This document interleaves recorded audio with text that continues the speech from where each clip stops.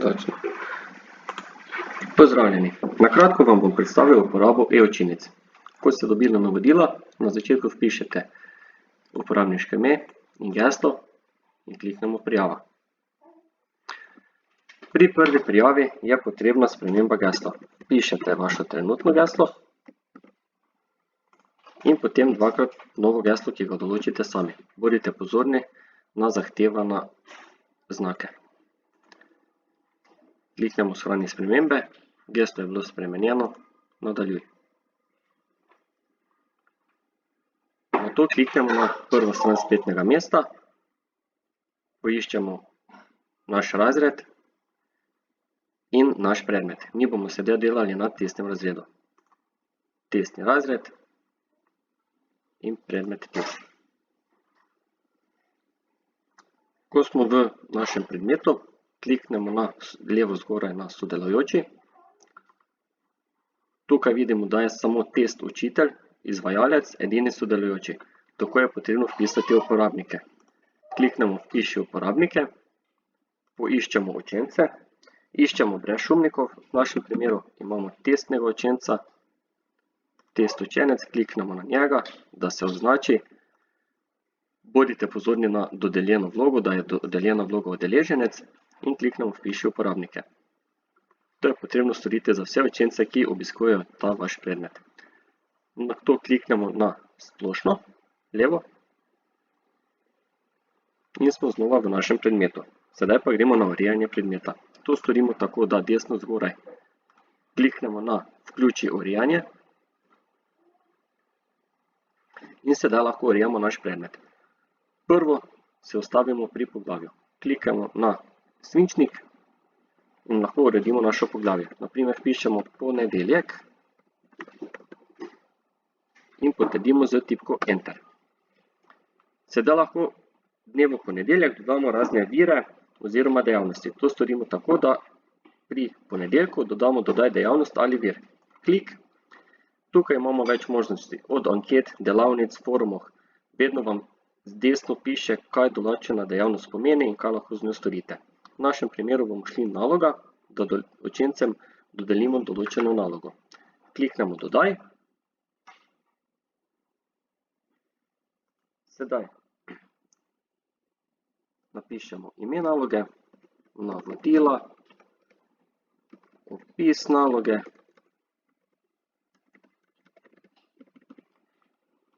kliknemo prikaži opis na glavni strani predmeta, da učenci vidijo, kakšen je opis naloge.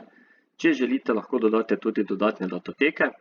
To storimo tako, da kliknemo na puščico, prenesi vir, izberemo datoteko, potem z našega namizja oziroma računalnika poiščemo Word ali PDF ali kateri drugi dokument, kjer imamo podrobna navodila in določene naloge za učence, označimo in kliknemo odprij. Nato klik naloži datoteko. Tukaj lahko določite razpoložljivost, od kdaj do kdaj je možnost oddaja naloge, vrsta oddanih nalog. Tukaj lahko kliknete tudi na spletni tekst, da je učencem omogočeno, da lahko tudi vpišejo razne komentarje oziroma vprašanja. Ostalo lahko tudi kaj izbirate ali pa pustite privzeto, kot je nastavljeno. Kliknemo shrani in se vrni na predmet. Sedaj imamo ustvarjeno prvo nalogo za učence. Dodamo lahko tudi forum, kjer učenci lahko postavljajo razna vprašanja in jim odgovarjamo na njihove težave. To storimo tako, da dodamo dejavnost ali vir, kliknemo forum in dodaj.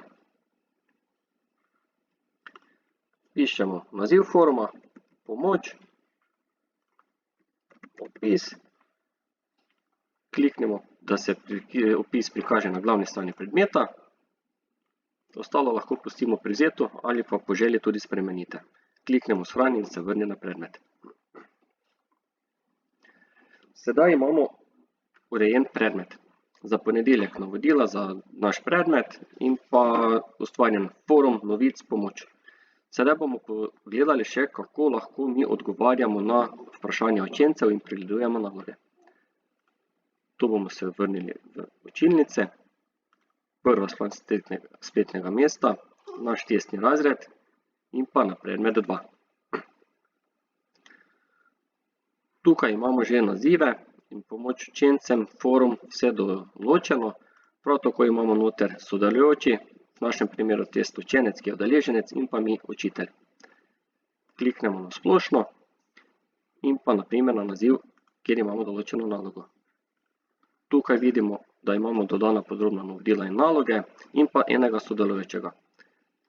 Na klik preglej in oceni vse oddane naloge lahko pregledujemo naloge učencev.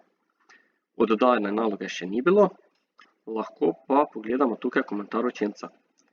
In sicer komentar učenca, test učenec je: prosim za pomoč pri nalogi. Tukaj mu lahko vi napišete oziroma razložite težavo in napišete nazaj odgovor.